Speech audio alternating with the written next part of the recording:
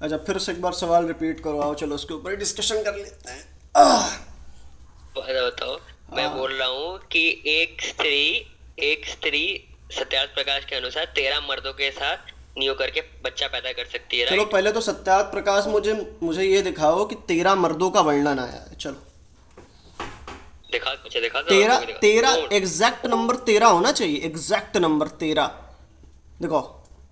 दिखा दिखा रहे हाँ बाबू। दिखाओ दिखाओ, 13 लिखा रहना चाहिए। चलो दिखाओ भाई। 113 ना, ठीक है चलो। रुको यार, हमारी सेवई रखी हुई है यार, उसको भी ले आते हैं। तो तब तक खोलो आराम से। रीड एरा सत्यार्थ प्रकाश खुल गया। सत्यार्थ प्रकाश, हमारा प्यारा प्यारा सत्यार्थ प्रकाश।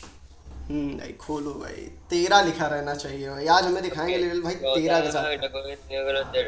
हाँ, 13 दिखाएंगे। इंटरकोर्स विद देवर इज नियोग अलाउड विद डेड हस्बैंड। यहाँ पे है, आई गेस ये रहा।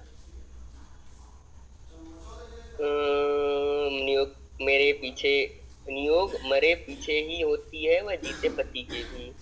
ठीक है, ये हो गया। ये तो जिंदा पति के सामने नियोग करने का वर्णन है यहाँ पे। एक स्त्री व पुरुष कितने नियोग कर सकते हैं और विवाहित नियुक्त पिताओं का नाम क्या है? हे स्त्री, जो जो तेरा पहला विवाहित पति तुझको विविध प्राप्त होता है उसका नाम तो कितना टोटल कर सकते हैं? जैसे इस मंत्र में 11वें पुरुष तक स्त्री नियोग कर सकती है, वैसे पुरुष भी 11वें स्त्री तक नियोग कर सकती है। लो भैया, 11वां है, नहीं, 13वां नहीं तूने है। तो 13 बोला था ना, तो 11 लिखा है। हाँ, 13वां मुझे लगा था। 13 बार नियोग कर सकती है, 11 बार कहाँ नियोग पे, कर सकती है, कहाँ वही पे मैंने लिखा 11 है, बार कहाँ पे पढ़ा। लिखा है?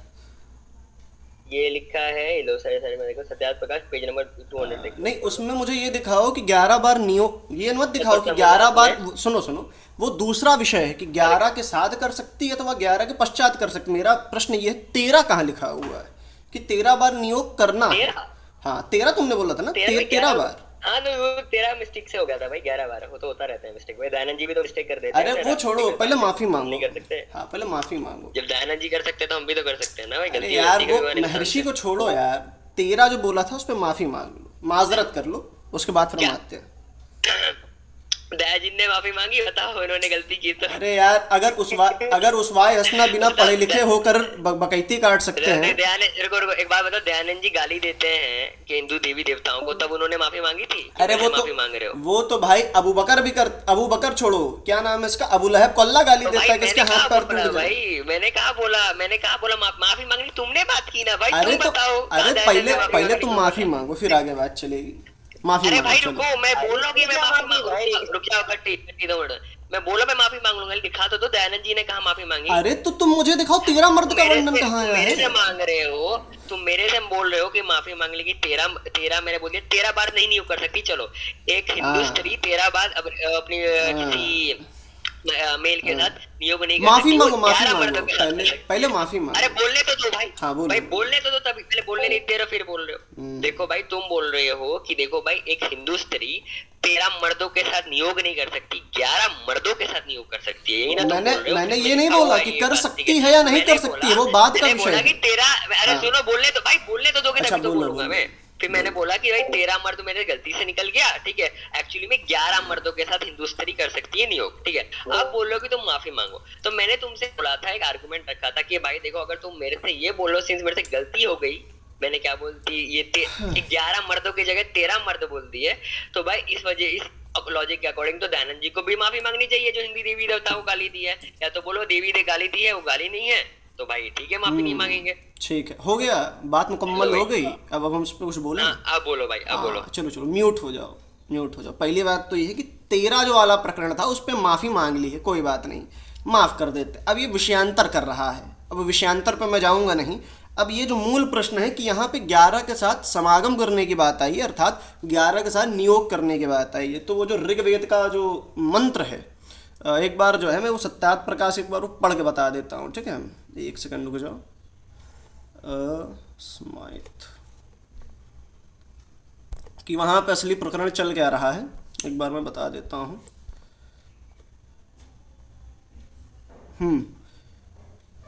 हाँ, कि यहाँ पे है कि विवाह और नियोग के नियम एक से हैं व पृथक पृथक। स्त्री और पुरुष एक पति एक स्त्री मिलके 10 संतान तक उत्पन्न कर सकते हैं, और नियुक्त स्त्री व पुरुष 2 व 4 से अधिक नहीं कर सकते हैं। नियुक्त पुरुष 2 व 4 से अधिक संतान उत्पन्न नहीं कर सकते। नियोग का प्रकरण है चौथे समुल्लास का। तो यहाँ पे एक चीज़ देखने को मिल गई कि जो नियुक्त पुरुष हैं, नियुक्त पुरुष व स्त्री इनके साथ नियोग करा जाएगा तो वो 2 से 4 इससे अधिक जो है संतान उत्पत्ति नहीं कर सकते हैं। अब अगर 11 के साथ करेंगे तो टोटल संख्या बहुत ज़्यादा हो जाएगी। तो इससे पता चलता है कि वहाँ पे 11 पतियों तक नियोग करने की बात नहीं है। फिर प्रश्न ये आता है कि अगर वहाँ पे 11 पतियों की बात नहीं चल रही है तो किसकी बात चल रही है? वहाँ पे बात चल रही है संतान उत्पत्ति की। वहाँ पे बात चल रही है संतान उत्पत्ति की कि जब वहाँ पे जो है नियोग व पुरुष इत्यादि से जब तुम 10 संतान इत्यादि उत्पन्न करते हो तो उसके पश्चात तुम्हें 10 संतान उत्पन्न नहीं करनी है वैसे, लेकिन वहाँ पे जो 11वां है उसको पति को कहा गया है, ना कि ये कि 11 पतियों के साथ नियोग करो। तो ये पूरा उसका बैकग्राउंड है। बोलो लिलिल भाई। क्या जलेबी बना रहे हो भाई, ये तो इतना घटिया जलेबी आज तक किसी समाजी को नहीं देखा भाई। सच्ची तुम लोग को यही सिखाया जाता है क्या? मतलब इसका मैंने सवाल बहुत बार पूछ लिया, ये क्या घटिया जवाब दे रहे हो भाई? नहीं नहीं भाई ऐसा नहीं है, 11 मर्द। अरे भाई अच्छा एक बात बताओ, सुनो तो सही। भाई बोलने तो मेरे को। हाँ बोलो। हो गया तुम्हारा? नहीं होगा तो बोल लो। नहीं होगा तो बोल लो खुद ही, फिर मैं बोलता हूँ। देखो इसमें क्या लिखा है, ध्यान से पढ़ते हैं। देखो भाई, एक स्त्री व पुरुष कितने नियोग कर सकते हैं और विवाहित नियुक्त पतियों का नाम क्या होता है? यानी एक स्त्री, एक पुरुष, एक मेल फीमेल कितनी बार नियोग कर सकते हैं भाई, ये बताओ। हमें ध्यान से पूछते हैं और पूछते हैं कि भाई और विवाहित नियुक्त जो विवाहित पतियां हैं उनके जो नाम क्या होता है भाई नियोग करने के बाद? तो इसमें बोलते हैं ऋग्वेद का मंत्र कोट करते हैं यहाँ पे दयानंद जी हमारे, और लिखते हैं हे स्त्री, हे स्तिर, जो तेरा प्रथम पहला विवाहित पति तुझको विविध प्राप्त होता है उसका नाम सोम। ठीक है, पहला पति का नाम ही बता रहा है सोम। जो पहले विवाहित पति होगा नियोग किया उसको सोम बोला जाएगा। फिर क्या, सुकुमार तदी गुणयुक्त होने से सोम। ठीक है, दूसरा नियोग होने से, अब देखो पहला नियोग तो हो गया, ठीक है, अब दूसरा नियोग पति की बात की जा रही है। पहला नियोग पति का सोम हो गया ना। अगर बोलते कि नहीं भाई एक ही की बात चल रही है तब तो यहाँ पे कॉन्ट्रडिक्शन आती कि पहला पति भी सोमी है और दूसरा पति भी, ये क्या नाम है इसका, नाम क्या होगा दूसरा नियोग होने से विविध प्राप्त होने से वो गंधर्व बोला जाएगा। एक स्त्री से संभोग करने से गंधर्व। जो तृतीय तीसरा उत्तर 2 के पश्चात तीसरा पति होता है वो अग्नि अंत्युषतयुक्त होने से अग्नि संज्ञक, और जो तेरे तुर्य चौथे से लेके 11वें तक नियोग से पति होवे वो मनुष्य नाम से कहते हैं।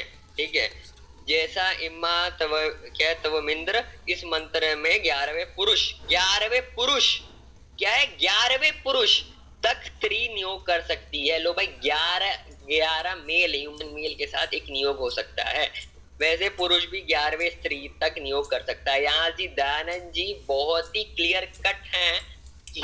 देखो भाई 11वें पुरुष तक नियोग हो सकता है और हर एक पुरुष का नाम बताया है कि एक पुरुष अगर पहला है तो उसका नाम क्या होगा सोम, दूसरा क्या होगा फलाना ढिमकाना क्या होगा। और जो मेरा पहला प्रश्न था, पहला प्रश्न पहले रिपीट कर देते हैं। पहला ये प्रश्न था मेरा कि भाई देखो कि एक स्त्री, पहले तो मैंने बोला कि भाई 13 मर्दों के साथ नियोग हो सकता है। ठीक है, तो चलो भाई तुमने बोला 13 तो नहीं होगा भाई, 13 मर्दों के साथ नियोग नहीं होता, 13 मर्दों के साथ संभोग नहीं होता। वो एक हिंदू स्त्री 11 मर्दों के साथ ही संभोग कर सकती है। चलो भाई मैंने मान लिया हिंदू स्त्री 11 मर्दों के साथ संभोग कर सकती है, अलग अलग मर्दों के साथ अपने पति को छोड़ के 11 मर्दों के साथ संभोग कर सकती है, 13 मर्दों के साथ नहीं कर सकती। चलो ये भाई मैंने मान लिया, लेकिन मेरा सवाल ये था, और ये सवाल कि भाई मैंने पहले बोला 13 ही क्यों, अब मैं बोला 11 ही क्यों, 10 क्यों नहीं भाई, या 12 क्यों नहीं, या 13 क्यों नहीं भाई, 11 में क्या मतलब वैदिक साइंस है? जी भाई बोले आपका वक्त।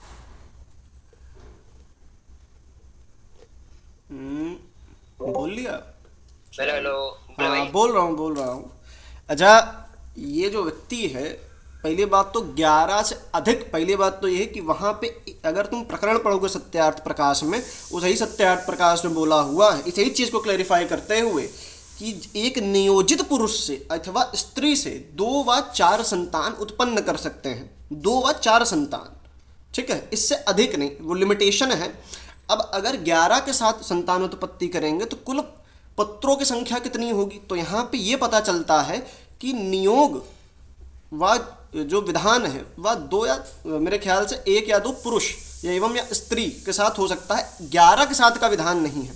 अब वहाँ पे जो ये मंत्र कोड कर रहा है कि 11वें अपने पति को समझ कि 2 से 4 बार नियोग कर सकते हैं, उसके पश्चात जो ये लिमिटेशन है दूसरा तीसरा चौथा, वो बच्चों के बारे में अर्थात पुत्र या पौत्री के बारे में वहाँ पे विषय चल रहा है। अब इससे अधिक नहीं कर सकते हो, 11वें अपने पति को समझने को महर्षि दयानंद कह रहे हैं। ये तो प्रकरण की एक्सप्लेनेशन हो गई।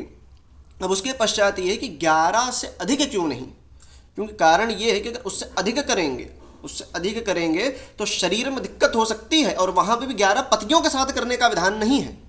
ये बात जो है एक बार ध्यान ले। और वैसे भी प्रश्न पूछ कर रहा है इनके यहाँ 72 हुरों का सिस्टम है, अब 72 से 73 क्यों नहीं हो सकती है बात का विषय है। चलो लिल्ली भाई बोलो आगे।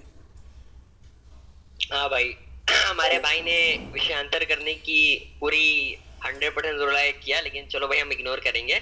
इन्होंने दयानंद जी से भी डिसरिस्पेक्टफुल वर्ड्स बोले कि लिखा है यहाँ पे, इसने लिखा है। भाई व्हाट डू मीन भाई इसने लिखा है, इसने नहीं लिखा है भाई, दयानंद जी ने लिखा है। ये बोलो भाई, कैसे आ रहे समाजी हो भाई, तू से बात कर रहे हो, बताओ किसने लिख दिया भाई। दयानंद जी लगाओ भाई, जी, ठीक है। अब देखो भाई उसके नीचे ही वाला प्रश्न एक बार देख लेते हैं हम लोग, ठीक है। एकादश शब्द से 10 पुत्र और 11वें पति को क्यों गिने, ठीक है। एकादश शब्द से 10 पुत्र और 11वें पति को क्यों गिने भाई, बोले ना 11वें पति का ये रीजन। आप देखो 11वें पति का रीजन क्या है। जो ऐसा अर्थ करोगे तो क्या है, विदेव देवरम देवराह कसामत दित्यो वर उचेते है अद्य विज्ञान और गंधर्वो विवेदी उत्तर है इत्यादि वेद प्रमाणों से विरुद्धार्थ होगा, क्योंकि तुम्हारे अर्थ से दूसरा भी पति प्राप्त नहीं हो सकता। लो भैया दयानंद जी तुम्हारा ही खंडन कर दिया यहाँ पे। लो यहाँ पे अगर बात ही जा रहा है कि तुम्हारा ही लॉजिक से जाया जाए तो भाई दूसरा पति को भी प्राप्त नहीं हो सकता ना, लेकिन दूसरा तो लिखा है कि पहला का पति का तो नाम ही है सोम, ठीक है।